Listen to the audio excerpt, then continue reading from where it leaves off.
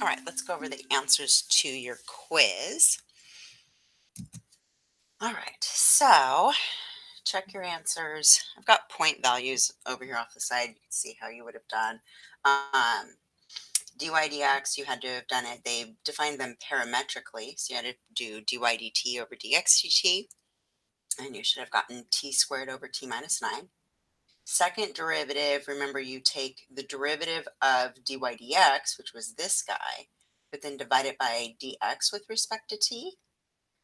And so I did, looks like quotient rule on this guy, and then divided by the t minus 9 because of the dx dt. You should have gotten t squared minus 18t over the quantity t minus 9 cubed. Number 2, you should have gotten, we're finding the points at which the tangent line to the curve is defined parametrically is horizontal. And so if the line is horizontal, that means the slope is 0, which means the first derivative is 0.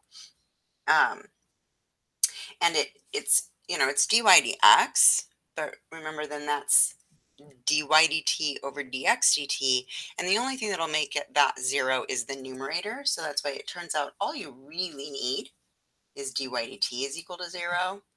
And so I took the derivative of y with respect to t, got t squared minus 1, I set that equal to 0, and solved, and I got t is plus or minus 1. And when t is 1, I plugged it into both the x and the y formulas to get the x and y coordinates. And then I also did the same thing for t equals negative 1 to get the x and y coordinates. Finding the length of this parametric curve, remember, is the square root of dx dt quantity squared plus dy dt quantity squared. And so I figured that out first, right? I took what was dx dt, it was 3 cosine of t, I squared it. Dy dt was negative 3 sine of t, I squared that, and then I took the square root of those guys. Since they both have a 9 in common, factor that out. You'd be left with cosine squared plus sine squared, which is 1, and so you end up with rad 9, which is just 3. So you end up integrating, they want from 0 to pi, so you integrate from 0 to pi of 3, because it was of this whole thing, dt, but it turned out that it was just a 3. Lovely. So antiderivative is 3t. From 0 to pi, you should have gotten 3 pi. And it looks like it's fine if you gave the decimal answer. For number 4, for number 4, finding the velocity vector given this position vector, you just take the derivative of each piece, and it should be a vector, so angle brackets. Acceleration vector will be the derivative of the velocity, so taking the derivative of each of those components. There's your acceleration vector. Speed is the absolute value of the velocity vector, and then at t, when t is pi over 4. And so remember, the absolute value is Pythagorean theorem. It's that length from the origin to the point. And so square root of this guy squared plus that guy squared. And then I get that. Now this time, on this one, I was able to factor out the 9 and get that cosine squared plus sine squared. These have 2 different coefficients, so you can't do the same thing on this problem. You got to just straight up go to plugging in a t equals pi over 4. And you do sine of pi over 4, and then you square it. And you do cosine of pi over 4, and then you square it. And you shouldn't have ended up with rad 53, or if you did decimal, 7.280. Remember, on the AP exam, they have you go to 3 decimal places, so that's why I'm doing that. For number 5, given this time they give you the velocity vector, and they want you to find the position, and they give you a specific point, right? If at, find the position of the particle at t equals 2, if at, okay, so they give you an initial position, and then they want you to find the position at t equals 2. So you integrate velocity vector from 0 to 2 to find that displacement, right? And then, so I do it for I did it for each of these parts. And so the displacement ends up being the vector 4 comma 2 because I integrated the x part and got 4. Integrated the second part and from 0 to 2 and got 2. And so my displacement is 4 comma 2. And so you're starting at 2 comma 6 when t is 0. At 2 seconds, you've moved. So from that point, you've moved 4 units right, 2 units up. What's your new point? 6 comma 8. And that's a position. That's why it's parentheses. It's an ordered pair. And then what's the total distance traveled from t equals 0 to t equals 3? Just set up the integral. You're integrating from 0 to 3. And it is the square root of this guy squared plus that guy squared. Right? Because remember, velocity vector, that was dx dt and dy dt. And total distance, square root. Okay. Now, the next page. Find the equation of the tangent line to this polar graph, which is a, what is that? That's twice as big. So that's a convex limison. No, lying to you. Smaller. That's smaller. That's a loop-de-loop. That's an inner loop one. Yeah. All right, so we want the equation of the tangent line to this looped limison when theta equals pi over 2. And so remember, you change it into parametric mode, right? So x equals r cosine theta, and this is the r you're replacing. Evaluate it at theta equals pi over 2. Do the same thing with y. Y equals r times sine of theta. Plug that in, evaluate it, you get a point at 0, -4. The slope is the derivative dy dx, but it's defined parametrically, so you got to do dy d theta over dx d theta. And so dy d theta, which was this, let's see, this guy right here, right? Here's dy, or here's y, so you're taking the derivative of y with respect to theta on the top. And then dx d theta, you're taking the derivative of this guy with respect to theta, and then evaluate it at pi over 2. And so you get -2. So that's your slope. That's your point. Y minus y1 equals the slope times x minus x1. And so either one of those is fine. Or y plus 4 equals -2x is fine. Whatever. Okay. Then we gave you these graphs just for you to be able to draw it out and see lots of correct answers. And especially since I have you just set up the integral, I'll show you a bunch of combinations I'll show you what I did, and then I'll show you a couple of different ways that as I would grade quizzes, over the years, what other answers came up with the same answer.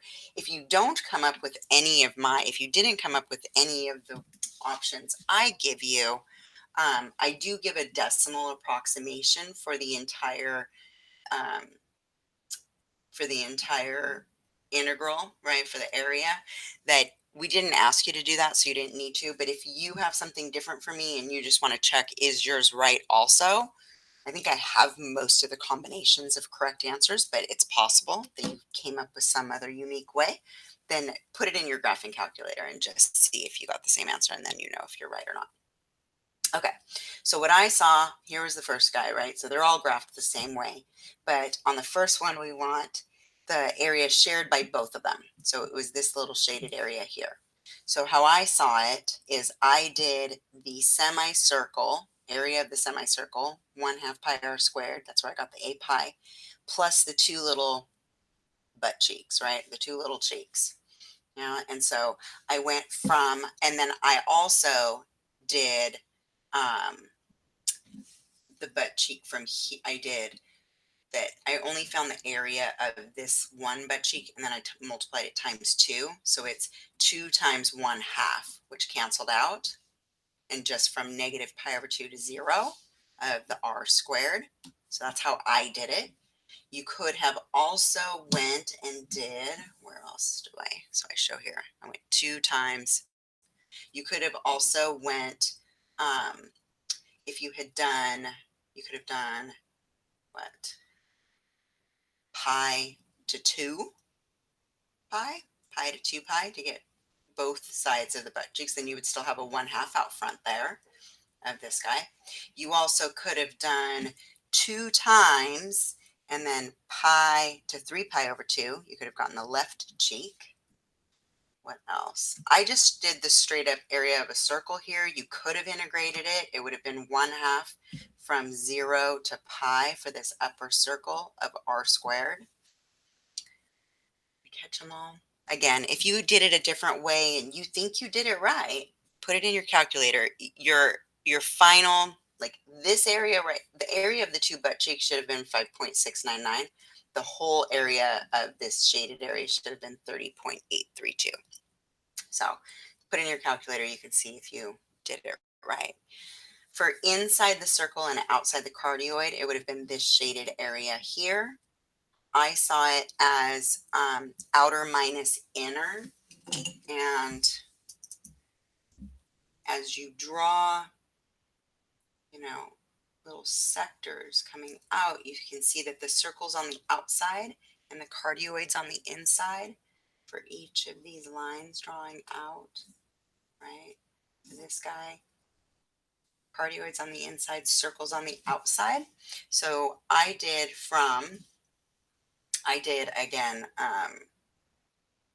I doubled it. I did 2 times 1/2, and then I only went from negative pi over 2 to 0, and I did the circle squared minus the cardioid squared.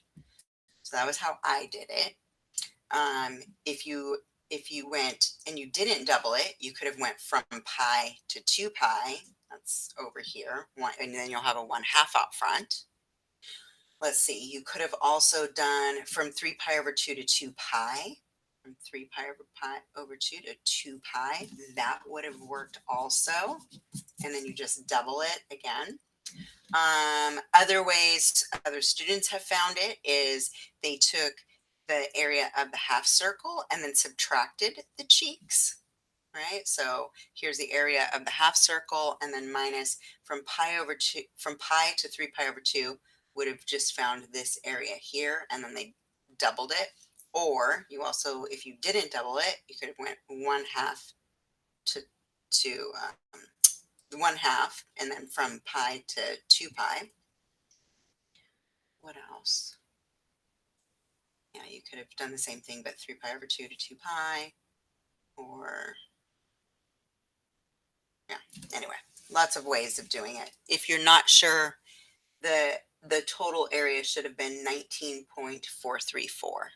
So double check, put it in your calculator and see. It's possible you came up with a different way. All right, last one. Inside the cardioid and outside the circle. So inside the cardioid but outside the circle is this shaded area here. And you can see that when you draw a sector, you see how the cardioid now is on the outside and the circle is on the inside. Outside. So cardioid outside, circle inside. So I did 1/2 from 0 to pi of cardioid squared minus circle squared. Let's see what else you could have done. You could have doubled it, went from 0 to pi over 2 and went 2 times 1/2. That same thing. Those are, let's see, what else? 0 to pi over 2, okay, of r squared. Okay, and doubling it and then subtracting the half circle. Okay, so the other way is you could have found just the area of the cardioid from 0 to pi, or they went 0 to pi over 2 and then doubled it, but then subtracted the inner semicircle area. If you can see that down there. Nice way of doing it also. If you think you did it right, but you did it a different way, just check, put it in your calculator. 44.566 is what your answer should have been. if the is the decimal approximation if you put it in. Okay. I hope you all are having a fabulous day. Have a good one.